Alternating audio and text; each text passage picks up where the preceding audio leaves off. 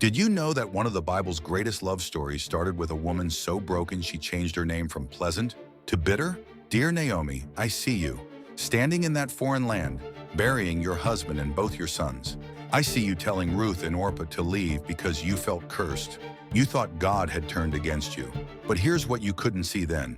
Your darkest moment was setting up your greatest comeback. When Ruth said, "Where you go, I will go," she wasn't just being loyal. She was becoming part of God's bigger plan for both of you. Your return to Bethlehem during harvest wasn't random timing. God brought you back exactly when Boaz could provide. Your bitterness turned to pure joy watching Ruth find love. And that baby you held, your grandson became part of King David's family tree. Naomi, your story reminds every young person drowning in depression and disappointment that God specializes in beautiful endings from broken beginnings. Your worst chapter became your greatest comeback.